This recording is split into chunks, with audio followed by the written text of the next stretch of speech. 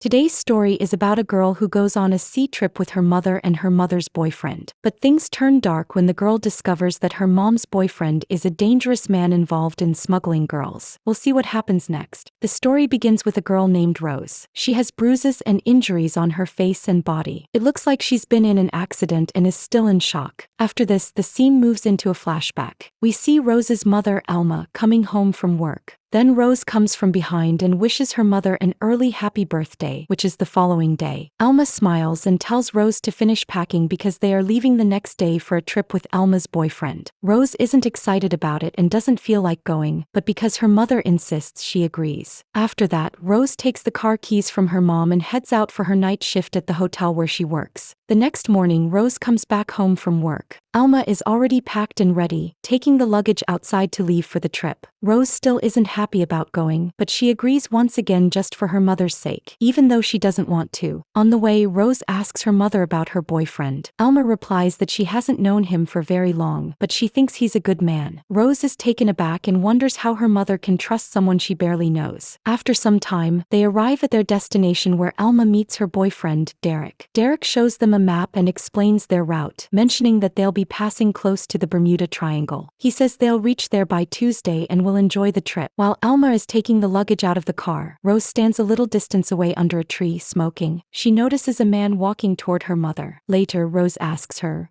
"What was that man asking you?" Alma replies that he was just asking where they were headed. Here, Rose meets her mother's boyfriend, Derek, for the first time. He tells her that he bought a second-hand boat named Anaïsa for their trip. Soon after, the three of them set off on their journey by sea. After some time, they celebrate Alma's birthday on the boat. They wish her and start enjoying the moment together. Derek gives Alma a t-shirt as a gift and hands Rose a knife. Rose then asks Derek about his job. He tells her that he used to work in the police force but now works as a private security consultant. After that, he shows Rose how to tie a knot and asks her to help him steer the boat. After the celebration, they all go outside. Derek begins teaching Rose how to steer the boat. Alma starts recording them, taking photos and videos on her phone. Suddenly, she bumps into the boat's mainsail and falls into the water. Derek quickly throws a life jacket toward Alma and tells Rose to go inside and bring a first aid kit and a blanket. When Rose goes inside the cabin, she notices rifles and pistols hidden there. She is shocked but still grabs the blanket and first aid kit for her mother. By the time she returns, Derek has already pulled Alma back onto the boat. Rose hands the blanket to her mom. Alma isn't injured and apologizes to Rose, telling her that she accidentally dropped her phone into the water. Around the same time, they notice the weather starting to get worse, so they all head down into the cabin.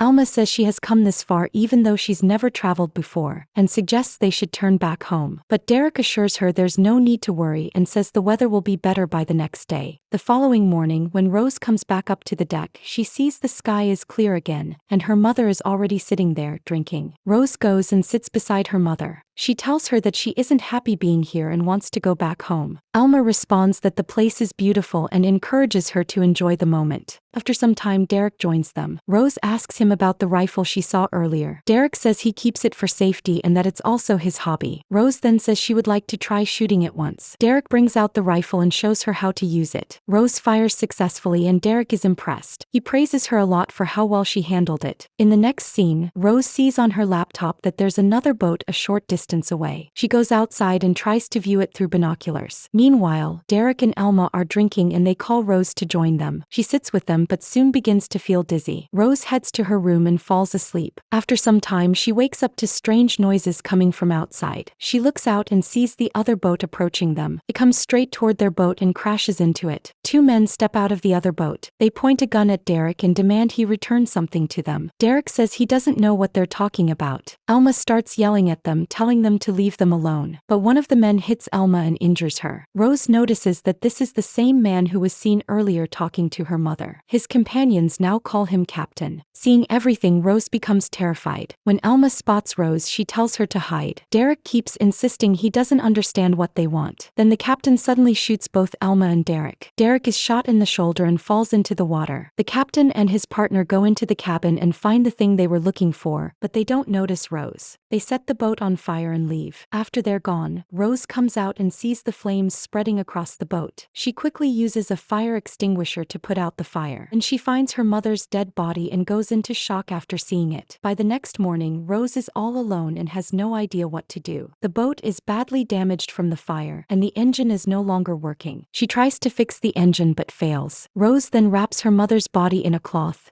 hoping to take her back home and give her a proper burial. She breaks down crying over her mother's death. After that, she tries to call for help, but all communication equipment on the boat has been burnt. Suddenly, she hears a noise. She goes outside and sees Derek still in the water, tied with a rope and barely alive. She pulls him back onto the boat and gives him water to help him recover. Rose shows Derek a device and asks what it is. Derek lies, saying it's just a broken spare jib. In reality, it's a device that can send a distress signal to a satellite. But Derek tells her to ignore it and instead raise the sail so the boat can move. Rose takes the sail and starts trying to set it up. After several attempts, Rose finally manages to set the sail. Then the scene shifts to the next day where Derek calls out to her. She goes to him and bandages his wounds. Derek tells her, "You have to get the boat moving no matter what." And then he loses consciousness. Rose goes to try and start the boat again, but nothing works. Exhausted, she sits down. While resting, she finds some photos in a cabinet. In those pictures, Derek is seen with the same two men who attacked them. Realizing this, Rose understands Derek has been lying to her all along. Afterward, she goes outside and ties Derek's hands to the boat while he's still unconscious. She also takes his safety knife away. But after some time, Derek is no longer where she left him. Rose begins searching for him and eventually finds him downstairs. Holding the knife in her hand, she asks, "You knew who that man was, so why did you lie to me?" Derek replies only, "He's a monster. The less you know about him, the safer you are." From his expression, it's clear he isn't scared, nor does he seem sad about Alma's death. He keeps talking to Rose, distracting her and convincing her to help him fix the boat. At this point, Rose feels she has no choice but to go along with him. So both of them try to fix the engine together, but it's completely useless. Now they can only rely on the sea breeze, and with the help of the small sail, they keep moving forward for 2 days. On the third morning, when Rose comes out, she spots an island not too far away. Derek is still asleep in a corner. Without waking or asking him, she steers the boat toward the island. But with only one sail, the boat can't get close enough to the shore. So to reach the island, they decide to use a raft. Derek also agrees to go to the island, but he can't handle the oar properly with only one hand. So Rose takes control of the oar and they start moving toward the island. Suddenly, part of the oar slips from Rose's hand, and when she tries to grab it, she falls into the water. She doesn't know how to swim and begins to drown. Derek jumps in after her and manages to get her to the shore. Rose isn't breathing, so he gives her CPR and saves her. When she wakes up, Rose starts looking around for Derek. He has gone into a nearby cave and found fresh water.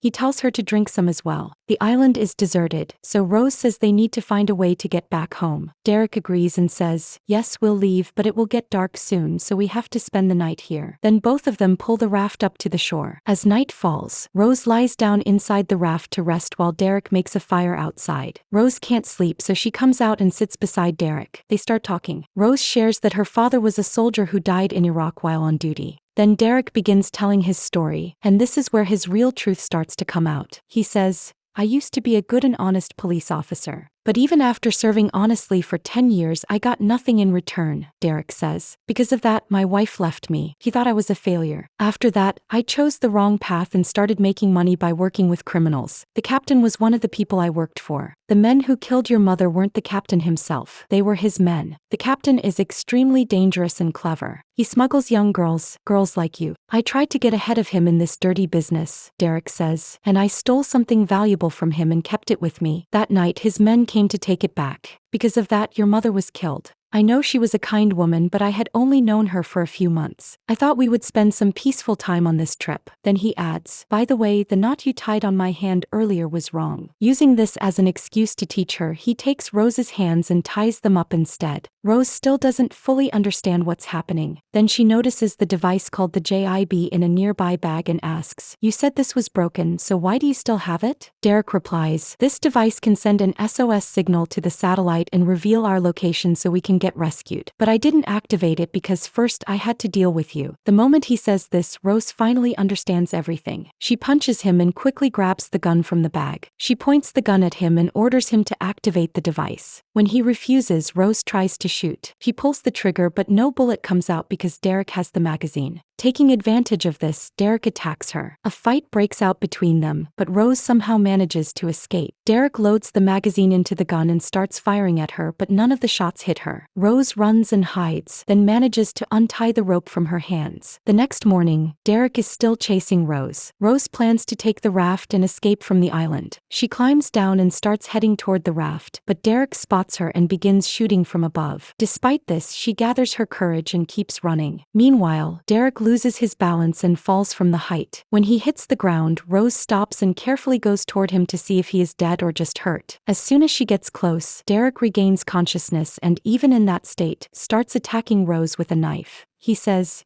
"Take me back to the boat. I have the device and without me you won't be able to activate it." During the struggle, Derek's knife slashes Rose. In response, she grabs a stone and strikes him on the head. She takes the device from his bag but can't get it to work. Derek tells her, "You won't activate it on your own. Take me to the boat and I'll help you." But Rose ignores him. She leaves him there and returns to the boat using the raft. Once on the boat, she bandages her wounds and falls asleep. But later that night, she wakes up to find the boat starting to sink. So she quickly gathers a few essential things and tries to take her mother's body onto the raft as well. But her mother's body slips from her hands and falls into the water. Rose is in shock. She never wanted to leave her mother this way, but now she has no other option. Crying helplessly, she watches her mother's body sink into the sea. Then she cuts the rope tying the raft to the boat. As the boat is about to sink completely, Rose is left drifting in the ocean for 2 days, not knowing what to do. On the third day, she spots a boat in the distance and immediately fires the flare gun. She thinks the boat might not have seen her because of the bright sunlight. But that night, the same boat returns and rescues her. They bring Rose onto a large ship. Once on board, she notices that everyone there is armed. While they talk among themselves, she hears them mention the captain's name. That's when Rose realizes these people work for the captain, and the ship also belongs to him. Still, she stays calm and doesn't react. She quietly follows them and they offer her food. Meanwhile, a girl named Tabitha comes in, clearly drunk, but a man immediately takes her away. Rose realizes the girl is helpless, and if what Derek said was true, there must be more girls like her on this ship. Rose then asks if she can take a bath. They give her a room. Now Rose completely understands what she has to do. If this ship is being used to smuggle girls, then the captain must be here too. After bathing and getting ready, she goes to another room. As soon as she enters, she sees a man surrounded by others. She asks, "Are you the captain?"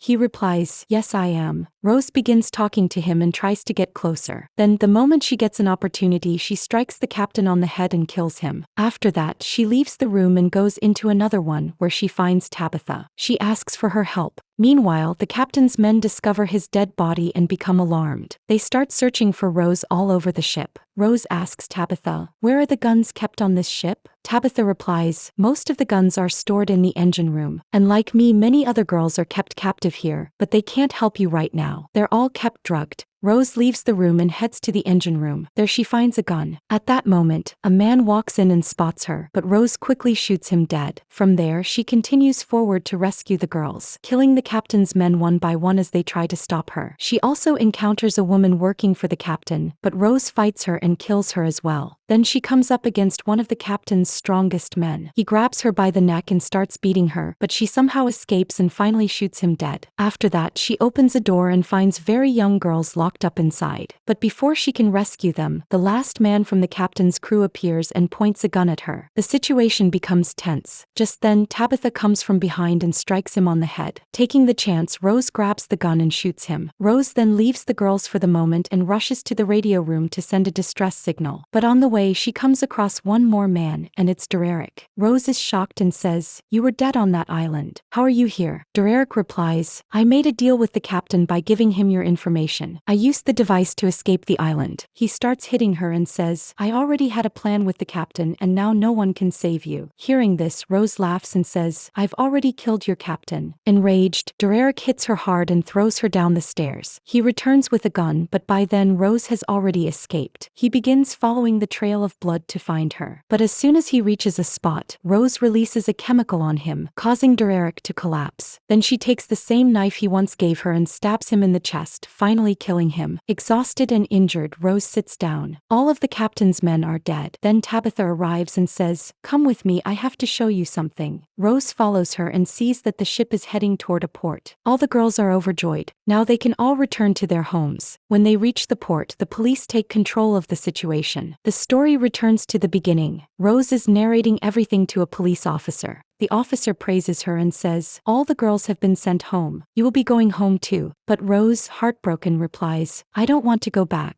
There's nothing left for me there anymore." The officer gently says, "But you have a future you earned by fighting." Hearing this, Rose gathers the strength to start a new life. And with that, the story ends here. So friends, I hope you liked this story.